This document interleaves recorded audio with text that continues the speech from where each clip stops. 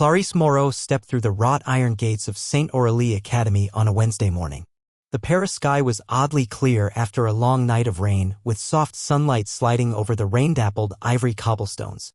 The sound of her worn flats touching the ground echoed like the last raindrops falling, slow and quiet. The white blouse she wore had been ironed the night before, not to impress anyone, but simply because she believed in neatness. It wasn't designer, just a cotton shirt Claire had picked up at the Marquet Bastille back when she taught at a public elementary school. But it fit her well. Like herself, quiet, simple, but upright. The school gate closed behind her with a dull thud. Ahead, the academy's main building rose like a palace carved from white stone, domes with intricate carvings, sweeping colonnades circling a central garden filled with lavender and heirloom roses.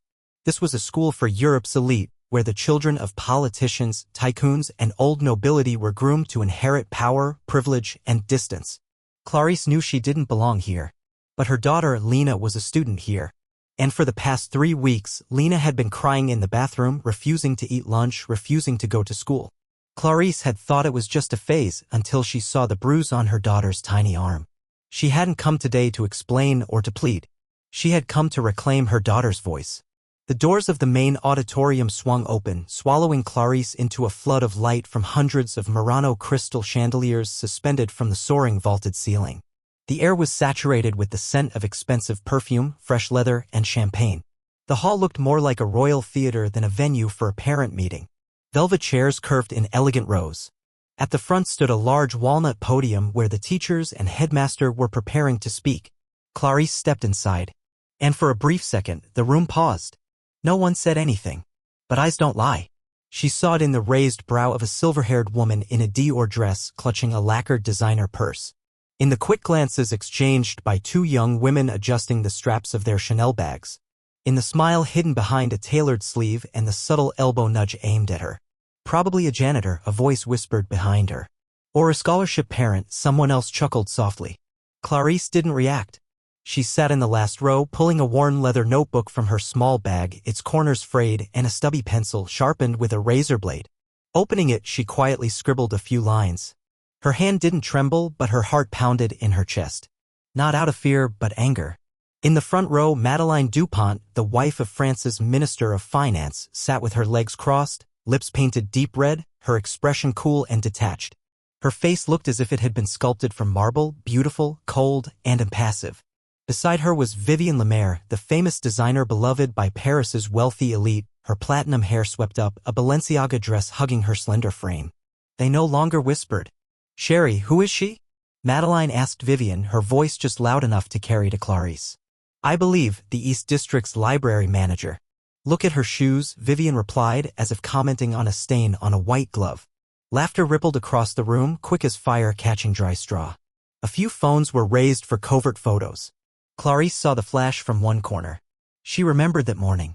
Léna had refused to tie her hair. She'd whispered, "Mom, they call me trash girl. They won't play with me. They said my shoes are for beggars." Clarisse hadn't cried. But her heart shattered, piece by piece. The microphone crackled, cutting through the suffocating air.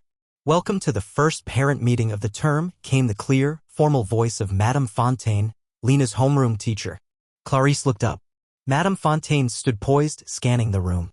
But when her eyes met Clarisse's, they hesitated for just a beat, then moved on as if nothing had happened. The meeting began with praise, the class's academic excellence, students reaching the national math finals, extracurricular achievements. Every name mentioned belonged to a child from the front rows. Applause. Laughter. Delicate clinks of wine glasses. Clarisse quietly turned a page in her notebook. Wrote 3 more lines. Not a word about the children who sit silent in class. Not a question about how the students feel. No one mentioned Léna. When the Q&A session began, Clarisse raised her hand. Once. The only time. "I'm Léna Moreau's mother," she said calmly. "I'd like to ask, is the school aware that my daughter has been locked out of her classroom 3 times this past week, missed lunch twice, and barely has anyone to speak to?" The entire room fell silent. Madame Fontaine looked briefly unsettled. She opened a folder, flipped a few pages, then looked up. "Léna is rather shy. It might be her personality. Sometimes children withdraw on their own." Clarisse lifted her chin, eyes steady as a needle pointed straight at her. If an 8-year-old who used to be outgoing suddenly becomes silent and afraid to come to school, that's not shy. That's trauma. Vivian scoffed. Madam, perhaps this isn't the place to discuss the feelings of a child attending school on a full scholarship. Clarisse turned to her, voice still steady. It's exactly because this is a place for children born into everything that we must speak for those who come with nothing but the courage to show up each day. No one spoke. Clarisse didn't need them to. She closed her notebook. At the back of the hall, Léna stood silently, gripping an envelope in her hand. The girl looked at her mother. Clarisse nodded. Together, they walked out of that gilded room, beneath the glittering chandeliers and the gazes of those who had never known anything but advantage. But their steps were light, like the quiet dignity Clarisse carried with her from the white-painted door of a small home in East Paris where there was nothing but kindness, courage, and unconditional love. The next morning, Clarisse Moreau returned to St. Aurélie Academy. But this time, she didn't enter through the grand, ostentatious front gate. She chose the narrow path behind the lecture hall instead. The eastern corridor curved in a modern architectural design with glass walls reflecting the spring sky over Paris. In that crystal-clear light, Clarisse recognized a paradox. Glass was built to symbolize transparency, yet it was the very thing that separated people under the illusion that we were seeing everything. Clarisse knew the truth. Cruelty at St. Aurélie didn't happen in the shadows. It unfolded in plain sight, quietly, systematically, and hidden beneath ritual, aesthetics, and reputation. She couldn't accept any excuse claiming no one had known her daughter was being bullied. Léna's wounds were not accidental. She entered a small cafe tucked behind the library, a quiet space seldom visited except by a few young teachers or administrative aides. Ordering a black espresso, she sat by the window and pulled out her familiar leather notebook, turning to the page she'd marked the night before. The first line she wrote, "They don't need to lie. They only need to stay silent long enough." Below that, she listed what had happened. The homeroom teacher avoided direct questions. The school board was absent from the meeting. No parent spoke up in support. Léna received an anonymous letter. No investigation was launched. Clarisse herself was filmed and mocked during the assembly. Clarisse bit lightly on the end of her pencil. Each line was a piece of the picture she was trying to make visible. She no longer believed truth would speak for itself. In this place, truth needed to be forced to surface. She left the cafe at 8:45 and walked straight toward the administration building. The headmaster's office was on the 3rd floor, its walnut door polished to a shine, bearing a gold-plated nameplate, Monsieur Arnaud Delacroix, Director General. Clarisse knocked 3 times, but a blonde-haired secretary with her bun tightly pinned stopped her at the front desk. "Madam, do you have an appointment?" Clarisse looked her directly in the eye. "I'm Léna Moreau's mother. I need to see Monsieur Delacroix." Immediately. The secretary glanced her over from her worn flats to her gray canvas tote, then offered a thin smile. "The headmaster doesn't meet parents without an appointment, especially not on a Thursday morning." "Then on what morning will my daughter stop being bullied?" Clarisse asked, not loudly but in a tone that froze the room. At that moment, the door beside them opened. Arnaud Delacroix, a man in his 50s wearing a charcoal gray suit and Hermès tie, stepped out with another man. He held an espresso cup, his eyes still glowing with satisfaction from the meeting. But when he saw Clarisse, his smile faltered. "Madame Moreau," he greeted her politely, though with distance. "I'm afraid today my daughter has been locked out of her classroom 3 times in 2 weeks. Her lunch was hidden, her textbooks torn. No one did anything. I don't care about your budget meetings, Monsieur Delacroix. I care about an 8-year-old child." Slowly losing her voice, Delacroix was silent for a beat. His eyes flicked toward the secretary, then toward the hallway. He gave a brief nod. "Come in," he said, opening the office door. The headmaster's office was decorated like a nobleman's salon, oil paintings on the walls, color-coded bookshelves, a piano standing in the corner. Clarisse remained standing in front of his desk, spine straight. Delacroix sat down, placing his cup on a leather coaster. "Madame Moreau," he began evenly, "I understand your concern. But please believe that the school does not tolerate any inappropriate behavior." "Do you have hallway cameras?" she interrupted. "Yes," he replied slowly. "Then I want to see the footage from last Wednesday between 11:50 and 12:15. 2nd floor, primary wing." Léna was shoved into a supply closet and locked in from the outside. "She only told me after I noticed stains on her clothes. I want to see who walked past and did nothing." Delacroix tilted his head slightly, surprise flickering in his eyes.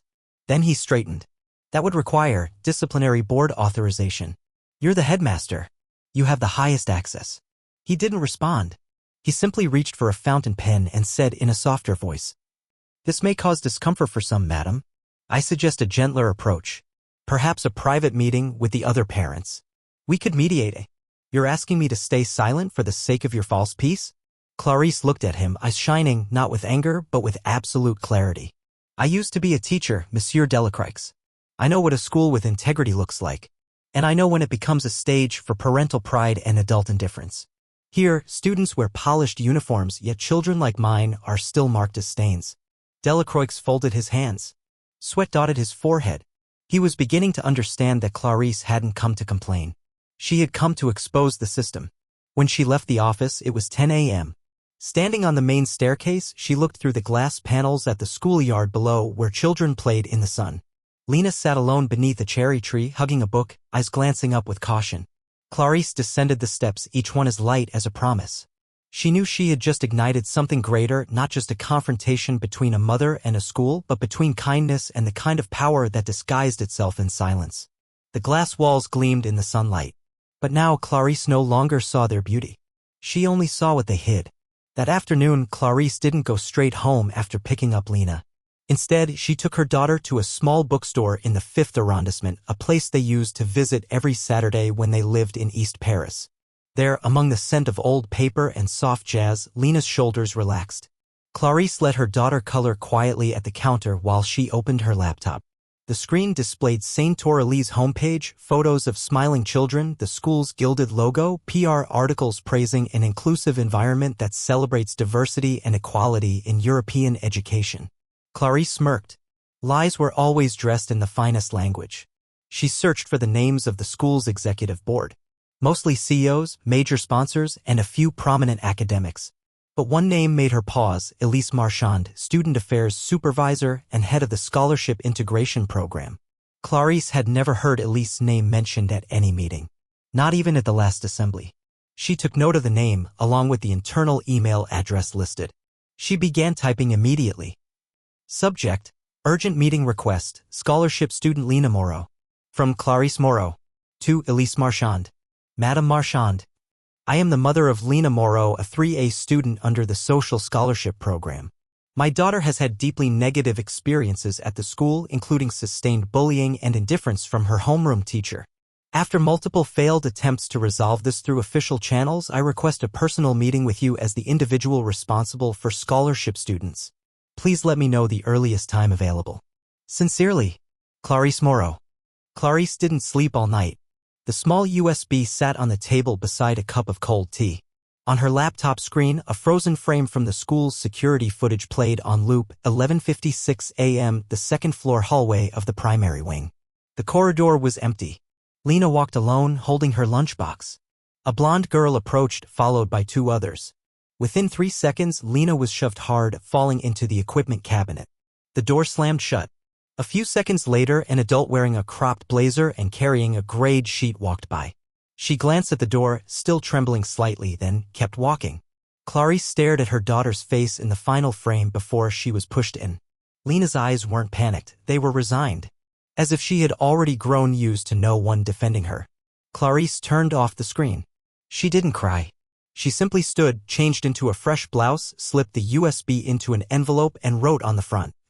Dr. Laurent Bessières, president of the Saint Aurélie Board of Governors. The next morning, at exactly 7:30 a.m., Clarisse arrived at the school gates. In her hand was a small cloth tote. Inside, a second USB, an identical copy, and a printed list of those involved, the names of the 3 students seen in the video, the name of the teacher who ignored the incident, and notes on the parents who took photos of her and leaked them through the school's internal WhatsApp group. The schoolyard had just opened. Children were arriving in private cars, taxis, and with family chauffeurs. A cluster of parents stood near the hall, sipping coffee, chatting as if at a Milan fashion show. Clarisse walked straight toward them.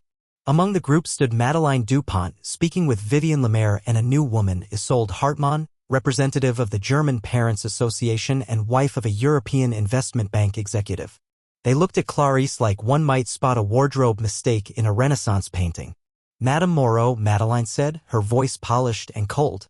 Didn't expect you to still be bringing your daughter here. Clarisse stopped in front of her. Her gray eyes weren't angry. They were calm. Terrifyingly calm. And I didn't expect an educated woman like you to raise a child who pushes another into a supply closet. Madeline's face froze. Vivian took a subtle step back. Isolde's brow furrowed. Are you accusing me? Madeline whispered, her voice starting to tremble. Clarisse opened her bag and took out a thick envelope addressed to the board. This is a copy of the security footage. It shows your daughter, Elise Dupont, along with 2 other students, shoving Léna into a cabinet.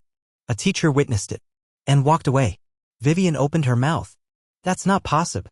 It is, Clarisse said, her voice steady like a formal indictment. And I already sent the original to the Board of Governors this morning. As for the photos you and your friends took of me shared on the internal WhatsApp group, I've included screenshots. All attached. Madeline said nothing, but her eyes no longer held that usual contempt. Now they held something else, fear. Moments later, Clarisse walked into the school's front office. She asked to speak with Madame Fontaine, Léna's homeroom teacher. She's in class at the moment, the receptionist replied. Then leave a message for her, Clarisse said. Tell her, Clarisse Moreau is requesting an official written explanation for her failure to intervene during the bullying of Léna, and that I will file a formal complaint with the Ministry of Education if I receive no response within 24 hours. She turned and walked away before anyone could reply. That afternoon, Clarisse sat alone in Monceau Park, notebook in hand and a blue pen resting between her fingers. Wind rustled through the old elm trees, carrying birdsong and the scent of freshly cut grass. A peaceful scene, utterly unlike the storm she had just unleashed upon St. Aurélie. But Clarisse knew the real battle had only begun. Because this system would respond like all systems of power, deny, delay, retaliate. And she had to be ready. She opened her notebook and wrote down each battlefront. Board of Governors forced them to confront the footage. Involved parents, demand public apologies or internal investigations. Teachers and supervisors hold them accountable for their silence. Media, the final move used only if internal forces cover it up. At the bottom of the page, she wrote, the goal is not revenge. The goal is to make them see what they have chosen not to see. That evening, as Clarisse prepared dinner, her phone pinged with a new email. From Laurent Bessières, president of the board. Subject, urgent disciplinary matter. Madame Moreau, we have received the footage. The board will convene an emergency meeting within the next 48 hours to address the matter. Thank you for providing this information with professionalism. You will be invited to the session as the official complainant. Respectfully, Laurent Bessières. Clarisse looked up. Léna was drawing by the window, feet swinging gently, warm light casting golden reflections in her hair. She turned and smiled at her mother. Clarisse walked over and kissed her on the forehead. You won't have to be afraid of them anymore, she whispered. I promise. Thursday, 5 p.m. St. Aurélie Boardroom, 4th floor, Administration Wing. The room was long, lit by cold white lights recessed into the ceiling. No gold trim. No velvet. No grandeur like the assembly hall downstairs. Here, the silence wasn't from awe. It was the quiet grip of power. Clarisse entered holding her familiar cloth tote. She did not tremble. Her outfit was as simple as ever, white shirt, coarse blazer, hair in a neat bun. No jewelry, but her gray eyes shone brighter than any gem in the room. 9 people sat around a long rectangular table, 6 men, 3 women. At the center, Dr. Laurent Bessières, board president. To his right, headmaster Arnaud Delacroix. To his left, Elise Marchand, the only one whose gaze was gentle when Clarisse entered. At the far end sat Madeleine Dupont, upright, expression stone-cold. An honorary board member. A diamond tear donor. She didn't smile. Madame Moreau, Bessières began, his tone formal. Thank you for coming. I'm not here because of the invitation, Clarisse replied, placing her bag beside her chair. I'm here for what's right. The air rippled slightly. We've reviewed the footage, he continued. The content is more serious than we expected. There is no denying that Léna Moreau was subjected to coordinated bullying, and that a teacher ignored it. Clarisse nodded. I also have audio of the teacher's excuse. Shy children often cause their own integration problems. I won't play it unless necessary. Delacroix squinted. Madeline shifted in her chair, tapping her pen. We will proceed internally, Bessières said. But before finalizing disciplinary action, we ask that you recount the full situation from a parent's perspective. Clarisse pulled out printed sheets and placed one in front of each person. These are my records. Dates, times, details of every incident Léna faced, isolation, exclusion during recess, stolen belongings, being shoved, locked out of class. Small acts that adults often dismiss as kids being kids, but when repeated, become violence. She looked up. No one speaks up because they fear losing their place in the system you represent. Teachers fear upsetting wealthy parents. Hallway staff fear losing their jobs. But me? I fear my daughter will believe she doesn't deserve to exist. Silence blanketed the room. Clarisse continued. I'm not here to beg. I'm here to demand justice, not just for Léna, but for all the children locked inside invisible closets built by our silence. Madeleine Dupont leaned back, her voice icy. Madame Moreau, I understand your emotions, but don't weaponize personal pain to attack the entire educational system. Your daughter is here thanks to a scholarship, thanks to the generosity of this very system. Clarisse turned, meeting her gaze directly. No. My daughter is here because of her merit and character. Generosity is not currency for silence, nor is it a license to sanitize class-based cruelty. Dr. Bessières interjected quickly. We are not here to debate scholarship philosophy. We are addressing a serious violation. And by procedure, the board must vote. Shall we enact formal disciplinary measures? 1 vote, then 2, then 3. Clarisse said nothing. She simply looked each member in the eye as if to say, you either stand for justice or you are part of the rot. In the end, 8 hands were raised. Only one was not, Madeleine Dupont. Duly noted, Bessières said. The result, St. Aurélie will issue formal disciplinary action, 3-day suspension for the 3 students involved and a class reassignment for Madame Dupont's daughter. Homeroom teacher Madame Fontaine will be placed on administrative leave pending internal investigation. Clarisse nodded. But she didn't smile. She had not come for celebration. Before leaving, she spoke one final line, quiet but thunderous. I have a copy of the footage. And I haven't sent it to the press. But if in the next 3 weeks I witness any form of retaliation, silencing, or humiliation, I won't hold back. She stood, offered a small nod. Have a just day. That night, Clarisse didn't tell Léna every detail. She simply sat by her bed, stroking her hair, softly singing an old lullaby, the same one her own mother used to sing back in the attic room of their little house in Lyon. Will you go to school tomorrow? She asked gently. Léna nodded. Will you be nearby, Mama? Clarisse smiled. I'll be here even when they think I shouldn't be. 3 days after the board meeting, Clarisse thought the waves had finally calmed. Léna returned to class. She sat by the window now, no one shoved her, no more cold stares aimed at the food in her lunchbox. Madame Fontaine was no longer in the room, replaced by a temporary teacher, a young woman named Camille, whose southern accent was as soft as a breeze. Léna had begun to draw again. She drew rolling hills, cats, and a house with very large windows. On Sunday afternoon, Clarisse watched her daughter sleep. Those small shoulders no longer curled in on themselves like they had 2 weeks ago. It seemed at last that things were healing. But deep down, Clarisse felt something waiting. Because in any system of power, retaliation never comes from where the light shines. It comes from behind, from figures that never show their faces, from traces of scent that leave no mark of where they began. Monday morning, when Clarisse entered her small shared workspace, just a rented corner in an old building near Gare de Lyon, she noticed her laptop was open. She clearly remembered closing it on Friday. The screen was black, but the cursor blinked in the middle of a blank Word document. She turned the laptop on fully, opened her notes. A new file had been created. The title, Lettre d'adieu, Moreau. Docs, resignation letter, Moreau. She opened it. Just one line, typed in an old-fashioned serif font. People like you, if smart enough, should know when to stay quiet. Clarisse froze. She checked her activity log. A strange login appeared from an unfamiliar IP address connected to St. Aurélie's internal network. She clenched her fist. There was no more doubt. Someone had accessed her personal device.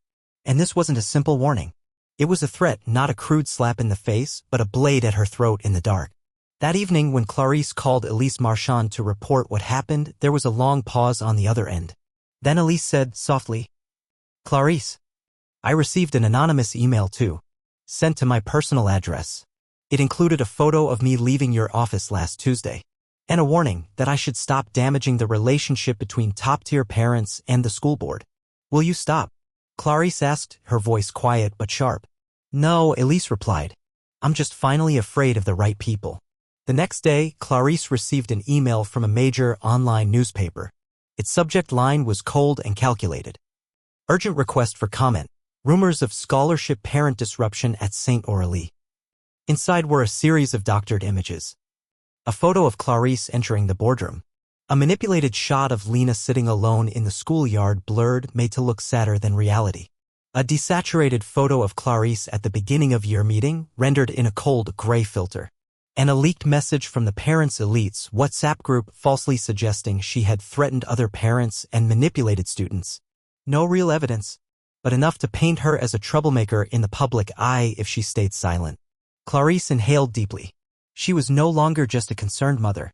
She had become the unwilling leader of a battle she never asked for. But by now silence was no longer an option. She drafted a formal response and sent it to the outlet along with a Google Drive link containing the original, lightly blurred video to protect student identities and the full minutes from the school board confirming the events. Then she posted that statement on her personal LinkedIn page with a simple introduction. My name is Clarisse Moreau. I'm the mother of an 8-year-old girl who was bullied at one of Paris's most prestigious schools. And this is why I chose not to remain silent. Within 24 hours, her post had over 80,000 shares. Not because she was famous, but because silence in education had, for too long, become institutionalized complicity. On Twitter, new hashtags began to trend. Hashtag Pasmonicole, not my school. Hashtag Clarisse Parle, Clarisse speaks. Clarisse made no comments. She didn't appear on television. She didn't apologize. She simply lived. Went to work, taught private lessons, walked Léna across the iron bridge each evening like any ordinary mother. But she knew the ones in the shadows hadn't disappeared. One night, as Clarisse brushed Léna's hair, the doorbell rang. She opened it. No one was there. But on the doormat sat a tiny perfume bottle, one of those high-end sample testers. Vertige Rouge, Maison Madeleine. A familiar scent. Madeleine Dupont's perfume. Attached to the cap was a handwritten note. This is the last thing you'll smell if you keep going. Clarisse stood still. Wind brushed through the corridor. A cat darted down the stairwell. The streetlight outside flickered. She picked up the bottle, gripped it tight in her palm. Then she stepped back inside and closed the door softly. The perfume bottle sat silently in the kitchen drawer, wrapped in 3 layers of plastic along with the handwritten threat. Clarisse hadn't thrown it away. She kept it as evidence. Not because she thought the police would do anything, but because she knew power never confesses. It only leaves traces. 3 days later, Clarisse sat facing her computer, the room dimly lit by her desk lamp and the pale morning fog. On her screen was a string of IP addresses, leaked internal emails from the school board, and a list of members from the WhatsApp group Parents Elites, sent by an anonymous account. There were 17 names, not all recognizable. But as Clarisse looked into each, a map of Paris's upper crust quietly unfolded. Jean-Marc Duplessis, media advisor to a center-right political party. Hélène Giroux, legal counsel in several educational scandal cover-ups. Martin Kessler, CEO of a data firm once investigated for social media manipulation. And in the center, of course, Madeleine Dupont, the woman both Saint Aurélie and half of Paris bowed to for her influence in cultural sponsorships. Clarisse leaned back in her chair. This was no longer a battle between a mother and a school. It was a war between truth and a system built to bury it. She sent the list to Elise Marchand with a short message. You asked why the board always claimed they didn't know? This is why. 30 minutes later, Elise called back, for the first time, her voice shaken. Clarisse, my name is on the list too. But I was never added. Clarisse froze. Then someone's been impersonating you. To track me from the inside. At the same time, a journalist from France 24 messaged Clarisse. We received documents from a whistleblower using the name Sophie Laurent. They mention you. Can you verify the sender's identity? Clarisse had never heard the name. She requested the metadata. And then she saw it, what made her blood run cold. The IP address matched a login from headmaster Arnaud Delacroix's office. She didn't call the police. Instead, she printed every file and brought them again to Dr. Laurent Bessieres. This time, he didn't sit upright, didn't smile, didn't offer tea. When she placed the stack of papers before him, he simply exhaled. There's a nest of snakes beneath the silk carpet, isn't there? She asked. He said nothing. Are you still going to smooth the carpet? Or will you start breaking the snakes' backs? That same evening, Clarisse received a text from an unknown number. They know what class your daughter is in, what time she leaves. Don't let a small matter become a tragedy. No signature. No typos. No mistakes. Clarisse looked at Léna sleeping beside her. She knew they had crossed the line. She opened her laptop and typed the subject line. Send all files tonight. Recipients, Le Monde, France 24. Media part. Attachments. The original video faces blurred. Thread emails. Parents elites list. IP address logs. And one final line. If I don't speak up, no one will survive the silence. Paris. 3:12 a.m. Clarisse sat by the window of her small fifth-floor flat in Belleville. Her eyes fixed on her phone, not waiting for a reply. But for the first wind of the storm she had just unleashed. Just hours earlier, she had sent everything, all of it. The video, the parent network, the threats, the digital fingerprints.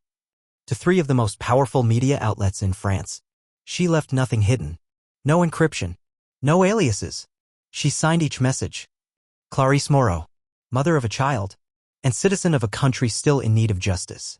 Outside, rain began to fall. The wind slipped through the window cracks, carrying car horns from the street below. Léna slept in the next room, her breath steady. Her little hands still marked with paint from that afternoon's art class.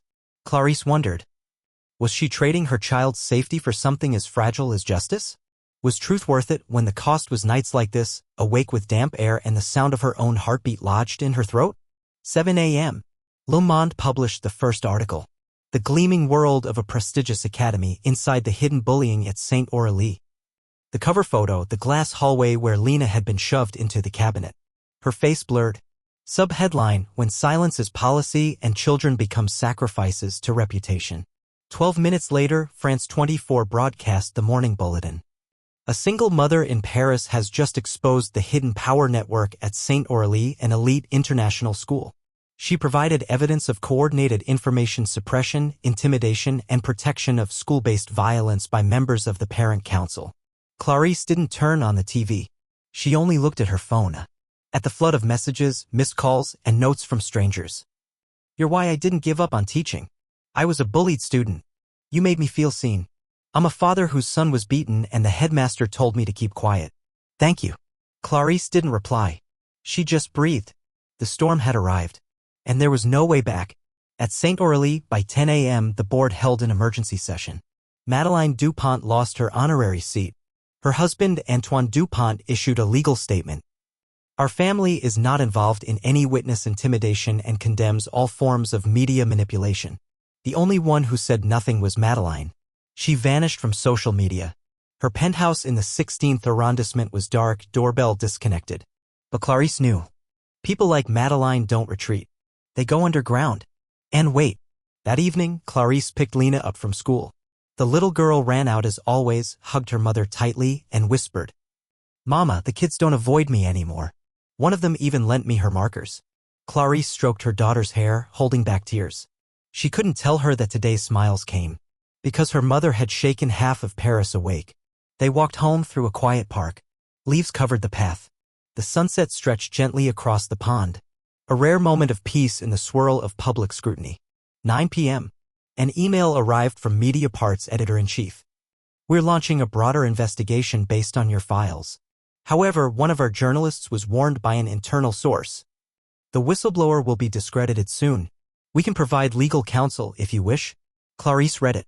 Then typed her reply. I have nothing to hide. But if they take one more step, I'll make sure the world sees all of it.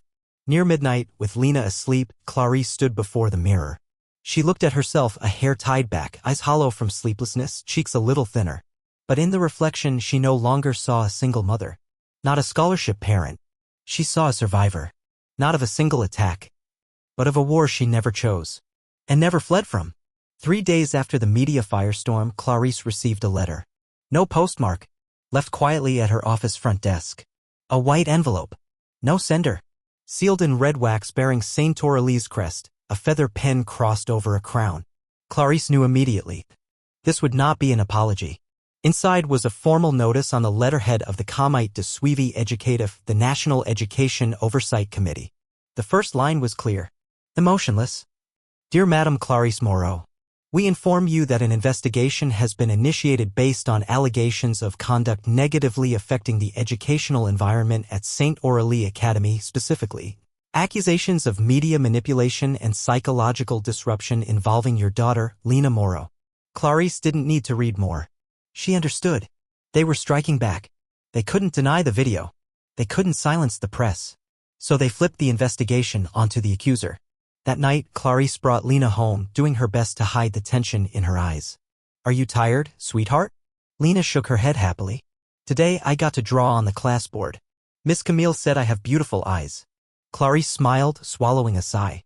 Her daughter didn't know those eyes were now listed in an administrative report labeled a symptom of emotional instability. She called Elise Marchand late that night. Elise's voice was low. Exhausted. They're counterframing. They're building a case to claim Léna is the one causing trouble. And you're the unstable mother using the media to compensate for personal inadequacy. I might lose everything, Clarisse replied. But they don't get to use my daughter in this filthy campaign. Elise hesitated. I heard the first letter to the oversight committee didn't come from the school. It came from a parent, and a former board member, Helene Giroux. Clarisse remembered the name. Legal advisor for the very group that had orchestrated parents' elites. The next day, a right-wing online paper published an article. Is the viral mother overreacting? Bullying or just difficulty adjusting? It didn't attack her outright, but every line was a scalpel. Clarisse Moreau, who left the teaching profession after just 2 years due to personal reasons. Sources say Léna often cried for no reason and avoided interaction with peers. Was placing a fragile child in a competitive environment truly the right call? Clarisse didn't flinch, because the most dangerous knives don't scream with rage. They whisper in the language of objectivity, balance, and concern. That night, she heard Léna crying in her sleep, mumbling something she couldn't make out. Just one sentence over and over. I didn't do anything wrong. I didn't do anything wrong.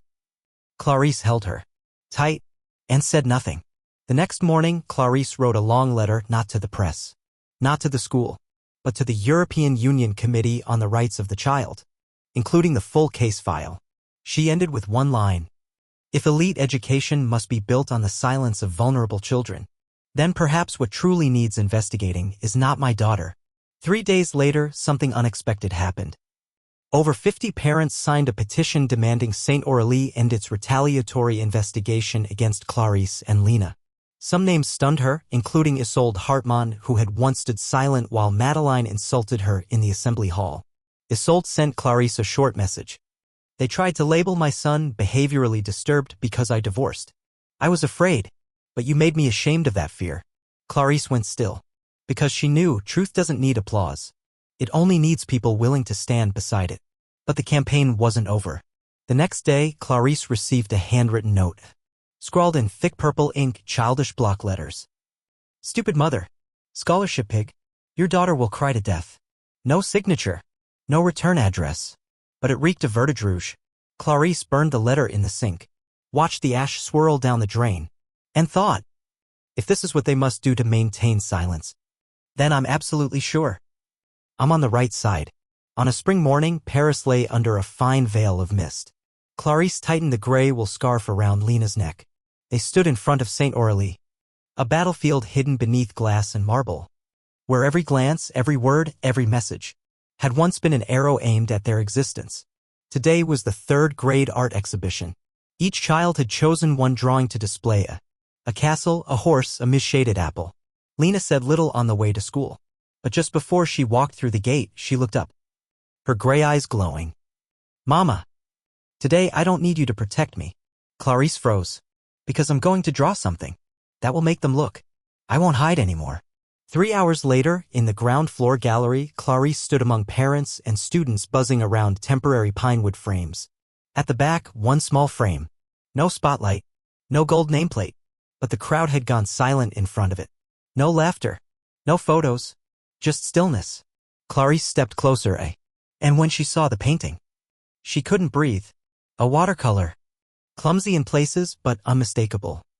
A girl standing in the glass hallway, sunlight reflecting unevenly. A brown cabinet, slightly ajar, behind her. At the top of the cabinet, a single handwritten line. I was here, and I'm not afraid anymore. In the corner, Léna had drawn her mother. Not as a hero on horseback, just a woman standing by a window holding a notebook, light glinting off her simple glasses. But in the mother's eyes, painted soft gray, was an ocean. Clarisse stepped back. She didn't cry. She couldn't cry. Because she knew. She had already won. Not because the villains were punished. Not because public opinion had turned. But because her daughter had stood up. With her own voice. 1 day later, St. Aurélie announced. The investigation into Léna Moreau was officially closed. The parents' elites group was permanently expelled from all community activities. Headmaster Delacroix resigned. The National Education Committee launched a full investigation into class-based discrimination in elite private schools. 1 month later, Clarisse withdrew Léna from St. Aurélie. Not out of fear, but because the mission was complete. They moved to a small town along the Loire River. Clarisse opened a children's art class at the local library, where no one had to wear the right brand to earn a smile. Léna enrolled in the local public school. She still had those gray eyes that would never bow. 3 years later, Le Monde published a feature. The Girl with Gray Eyes, the story of Léna Moreau and the mother who redefined courage in education. Clarisse declined interviews. She only wrote one line. You don't always need to shout. Sometimes standing still is loud enough for the whole world to listen.